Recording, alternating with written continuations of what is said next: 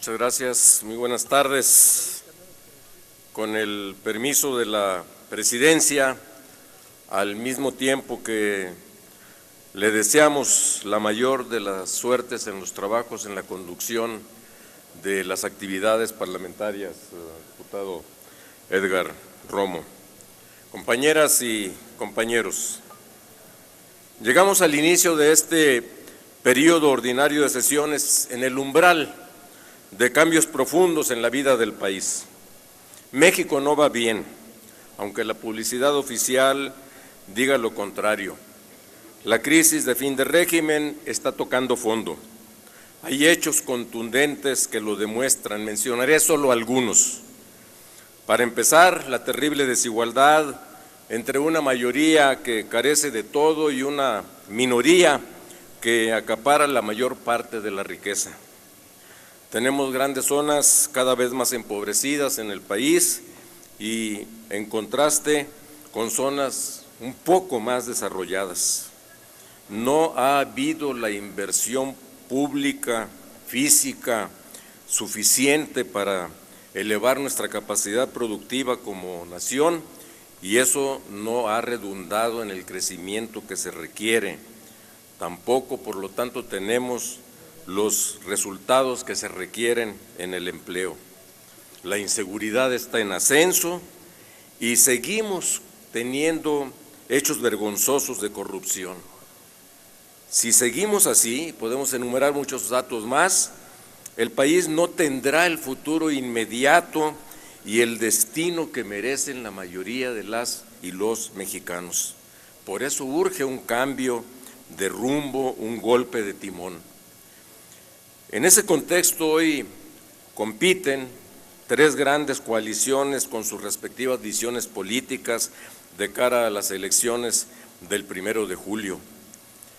Nosotros como PRD participamos en una de ellas pensando que tenemos la razón en nuestras propuestas por México al frente, pero estas contiendas tienen su propio espacio, su proceso y su ruta. Habrán de triunfar quienes sean capaces de concitar la confianza de la mayoría de la sociedad. Y hay que decir que esto hoy se está dando en un ambiente político de mucha confrontación que incluso puede enrarecerse. Ojalá y no sea así. Precisamente por eso no pocos piensan que este periodo de sesiones ya llegó a su fin y que muy poco podrá hacerse aún cuando seguimos teniendo muchos pendientes y muchas urgencias. Pero no sirve al país trasladar en automático y con simplismo esta carga político-electoral al ambiente legislativo. El Congreso es el espacio en el que es posible construir alternativas y mejorar el funcionamiento de las instituciones. Mal haríamos en pensar que este periodo de sesiones es solo de trámite o que solo sirve para mantener inercias y despedir a quienes dejan esta tarea para buscar otros nuevos horizontes. Por supuesto que a la política le es consustancial la pasión y el debate público, que deben encontrar su espacio en la agenda política para atender lo que reclama la coyuntura cotidiana. Eso es natural en una asamblea con orígenes partidistas diferentes. Lo mejor es que las presiones y las tensiones del proceso electoral encuentren su adecuado cauce. Se requieren inteligencia y sensatez para alejarnos de temas que sin duda generarán, si se pretende sacarlos adelante, tensiones políticas y conflictos sociales inmediatos como serían la privatización del agua o las reformas que atenten contra los derechos de los trabajadores. Con ánimo propositivo, debemos privilegiar temas de consensos amplios en los cuales tengamos objetivos comunes que sean en beneficio de la sociedad. Cierto que todos debemos abonar a esa visión constructiva para este periodo, pero la responsabilidad mayor recae en los grupos que conforman la mayoría.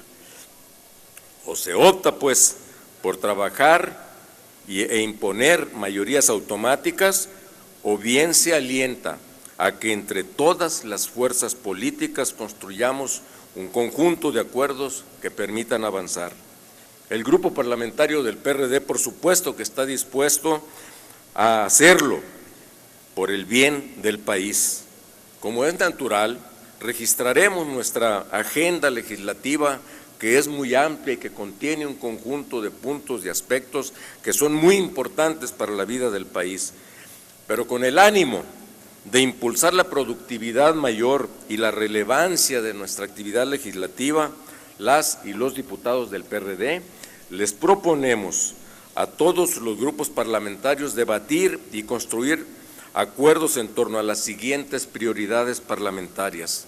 Primera, aunque no en orden necesario de importancia, legislar en materia de propaganda gubernamental para superar el incumplimiento del plazo fijado por la Constitución en esta materia y evitar el uso de recursos públicos indebidos en las contiendas electorales. Esto ya es un mandato, además, de la Suprema Corte de Justicia de la Nación, que emplazó al conjunto del Poder Legislativo a legislar sobre esta materia. Segunda, impulsar reformas para dar al país los instrumentos legales para propiciar la seguridad que reclama la sociedad. Tuvimos evidentes desacuerdos sobre la Ley de Seguridad Interior y el PRD, junto con otros grupos parlamentarios, presentamos una acción de inconstitucionalidad contra la decisión legislativa, por cierto, más impugnada en los tiempos recientes de nuestro país. La Corte resolverá en su momento el asunto, pero debemos seguir buscando los acuerdos en esta delicada materia. 3.